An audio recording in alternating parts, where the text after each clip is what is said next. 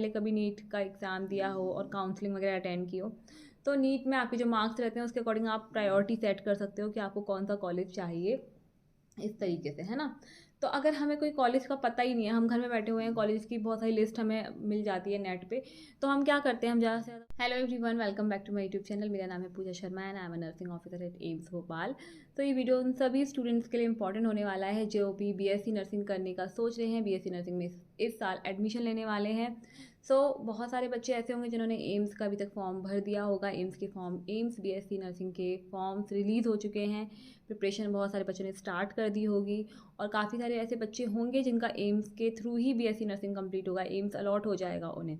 But मैं बात कर रही हूँ उन बच्चों की जिनको कि एम्स के, मान लो ऐसा बाई चांस ऐसा केस बनता है कि आप एम्स के थ्रू नहीं हो पा रही आपकी बीएससी नर्सिंग, या फिर आप स्पेशली बॉयज़ के लिए, बॉयज़ के पास एम्स ऑप्शन में नहीं है पहले से ही नहीं, क्योंकि जो एम्स है वो बीएससी नर्सिंग केवल लड़कियों के लिए ऑफ़र करता है, लड़कियों को एक प्रायोरिटी देता है। तो ऐसे लड़कों के लिए प्रॉब्लम हो जाती है कि लड़कों के लिए क्या है, नीट है, एक तो नीट के थ्रू कर सकते हैं, स्टेट गवर्नमेंट कॉलेजेस के फॉर्म भर सकते हैं, तो वहाँ से अपना एक नर्सिंग कॉलेज चूज़ कर सकते हैं, गवर्नमेंट नीट के थ्रू कर सकते हैं, या फिर अल्टीमेटली प्राइवेट में एडमिशन ले सकते हैं, राइट। तो इन सारे केसेस में, जहाँ पे एम्स की बात नहीं कर रही हूँ मैं, बाकी सारे केसेस में अगर आप बीएससी नर्सिंग में एडमिशन लेने वाले हो तो आपको क्या बातें हैं जो आपको ज़रूर से पता होनी चाहिए, आपके साथ कोई भी तरह का स्कैम या फ्रॉड ना हो जाए, आपको पता होनी चाहिए बातें। तो क्या इंपॉर्टेंट बातें हैं वो हम देखेंगे इस वीडियो में, ठीक है।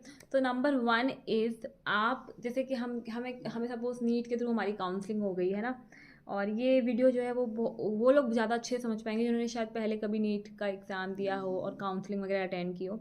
तो नीट में आपके जो मार्क्स रहते हैं उसके अकॉर्डिंग आप प्रायोरिटी सेट कर सकते हो कि आपको कौन सा कॉलेज चाहिए, इस तरीके से, है ना।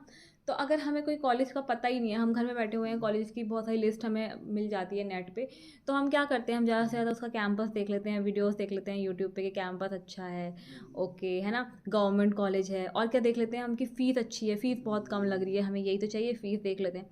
बट नहीं, इस वीडियो में मैं आपको बताने वाली हूँ कि आपको जो एग्जैक्टली जो देखना है वो ये है कि आपको ये देखना है कि वो कॉलेज जो है वो अपने exams time to time conduct कराता है या नहीं। Got it. फॉर एग्जाम्पल मैं अपने ही कॉलेज का एग्जाम्पल दे देती हूँ। BMHRC मेरा कॉलेज है, गवर्नमेंट कॉलेज, जहाँ से मैंने BSc नर्सिंग की थी। नो डाउट बहुत ही अच्छे टीचर्स थे, नो डाउट बहुत ही मिनिमल फ़ीस थी, विच वॉज 15,000, ठीक है, 15,000 के अराउंड फ़ीस थी, और टीचर्स भी अच्छे थे। और अगर कैंपस की बात करें तो ओ हो, कैंपस तो एक नंबर, मतलब आप अभी भी चेक कर सकते हो, यूट्यूब पर डालोगे BMHRC Bhopal memorial hospital and research centre, अगर आप डालोगे तो मैंने मेरे खुद के दूसरे चैनल पे, जो दूसरा चैनल है ना मेरा, नर्सिंग ऑफिसर, वहाँ पे मैंने खुद ने पूरा वीडियो बनाया हुआ है अपने कैंपस का। इतना सुंदर, इतना प्यारा कैंपस है कि कैंपस को देखते ही आपके प्यार हो जाना है आपको, ठीक है। तो कैंपस देख लिया, फ़ीस कम है ये देख ली, और ये भी देख लिया कि अच्छा ठीक है गवर्नमेंट कॉलेज है, टीचर्स भी अच्छे मिलेंगे, और हमारा प्लेसमेंट, जैसे कि हम सारे बच्चों का प्लेसमेंट हो गया है, हम जितने भी थे, हम अपने BSc नर्सिंग में जितने भी बच्चे थे, है ना, हमारे बैच के हर एक एक बच्चे का गवर्नमेंट में सिलेक्शन हो गया है। कोई गवर्नमेंट में, बहुत सारे हैं जो गवर्नमेंट में नर्सिंग ऑफिसर बन के बैठे हैं एम्स में, और काफ़ी सारे हैं जो SGPGI, अगेन जो एम्स के लेवल की सैलरी देता है। देन काफ़ी सारे 2-3 जो हैं वो CHO बन के बैठे हैं। मतलब ऐसा कोई नहीं है जो घर पे बैठा हो, और ऐसा कोई भी नहीं है जो प्राइवेट में जॉब कर रहा हो, ठीक है। तो placement 100%, campus very very very good, teachers good, fees good. अब बात प्रॉब्लम कहाँ आती है, प्रॉब्लम यहाँ आती है कि आप यकीन नहीं मानोगे, हमारे टाइम पे ऐसा था कि हमारे 2 साल में, 3 साल में फर्स्ट ईयर के एग्ज़ाम हो रहे थे, हाँ, मतलब 2 साल हो चुके और आधा साल और, इस तरीके से 2.5 साल में हमारा फर्स्ट ईयर का एग्ज़ाम एक्चुअली में कंडक्ट हो रहा है यूनिवर्सिटी के थ्रू। तो हमारी 4 साल की BSc नर्सिंग हुई है 6 साल में, ठीक है, जिसका हमें बहुत दुख रहता है। क्यों क्यों ना हो दुख, क्योंकि हम 2 साल पहले ही जॉब कर सकते थे, हम बिना मतलब के घर में बैठे बैठे 2 साल बड़े हो गए। इतनी, मतलब इतनी फ्रस्ट्रेशन हो जाती है, इतनी स्ट्रेस हो जाती है, स्पेशली अगर जो गर्ल्स हैं वो समझ सकती हैं कि उनके ऊपर एज का जो प्रेशर अजीब सा रहता है 24 घंटे, फैमिली की तरफ से, मैरिज और पता नहीं क्या क्या चीज़ों की वजह से। तो लड़कों के ऊपर भी रहता है, लड़कियों के ऊपर ज़्यादा रहता है मेरे ख्याल से। तो ये सब जो फ्रस्ट्रेशन है ना, ये हमने बहुत झेली है, लेकिन अभी उससे भी ज़्यादा बुरा हो रहा है कि BMHRC में अभी जो है ना, इतना बुरा हो रहा है कि 3 साल हो चुके हैं आई थिंक, और फर्स्ट ईयर के एग्ज़ाम ही नहीं हुए हैं। तो ये मैं अपने कॉलेज की बुराई नहीं कर रही, BMHRC का कोई ऐसा नहीं है कि BMHRC में ही ऐसा हो रहा हो। मैं आपको बताना चाहूँगी कि MP के जितने भी कॉलेजेस हैं, ठीक है, सबको ये प्रॉब्लम देखने को मिल रही है। क्यों? क्योंकि MP यूनिवर्सिटी ही लेट चल रही है। सो MP यूनिवर्सिटी ही डिले चल रही है, और बात जो है वो आई थिंक कोर्ट तक भी जा चुकी है। कोर्ट के बाद 0 एकेडमिक ईयर, पता नहीं बहुत सारी चीज़ें हुई जो मैं आप लोगों को समझाऊंगी भी तो आपको समझ नहीं आएंगी। मतलब बहुत कुछ हुआ, बट अल्टीमेटली जो लॉस हो रहा है, जो सफ़र कर रहे हैं वो स्टूडेंट सफ़र कर रहे हैं, लॉस स्टूडेंट्स का हो रहा है। और सबसे कीमती चीज़ जो टाइम है, जो कोई भी वापस नहीं ला सकता, पैसे से भी खरीद नहीं सकता, वो उन लोगों का वेस्ट हो रहा है। And not only in MP, ऐसे बहुत सारे कॉलेजेस आपको UP में भी मिल जाएंगे, और आपको खुद से रिसर्च करना पड़ेगा।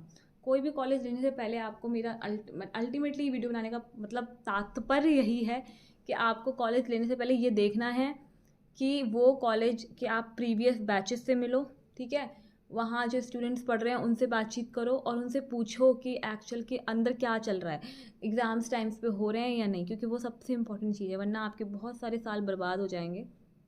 तो ये बहुत इंपॉर्टेंट बात थी, जो आई थिंक सारे न्यू एडमिशन्स को और जितने भी फ्रेशर्स बच्चे हैं उनको पता होनी चाहिए। वरना फिर आप एडमिशन ले लेते हो और फिर उसके बाद आपको एग्जैक्टली टाइम पीरियड नहीं बताया जाता है कि आपके 2 साल में होंगे या 3 साल में। जैसे कि आपको स्टार्टिंग बता दिया जाए कि 3 साल में, फर्स्ट ईयर के एग्ज़ाम 3 साल में होंगे, तो बंदा जो है वो 1 साल बर्बाद करके ही छोड़ दे वो कॉलेज, है ना।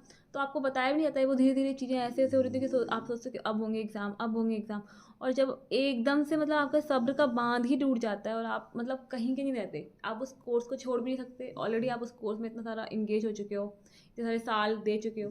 तो ये चीज़ें आपके साथ ना हो, आप समझ रहे हो ना मेरी भावना है, मेरी कहने का मतलब समझ रहे हो ना। तो ये चीज़ें आपके साथ ना हो, इसका इसलिए आप को मेक श्योर करना है कि जो भी कॉलेज आप चूज़ करने वाले हो, आप उसकी केवल फ़ीस, कैंपस, ये सब चीज़ें देखोगे, ज़रूरी है देखना, बट जो सबसे इंपॉर्टेंट है वो मैंने बता दी कि आपको क्या देखना है कि एग्ज़ाम्स, यूनिवर्सिटी लेट तो नहीं चल रही, यूनिवर्सिटी एग्ज़ाम टाइम पे कंडक्ट करा रही है या नहीं, ठीक है।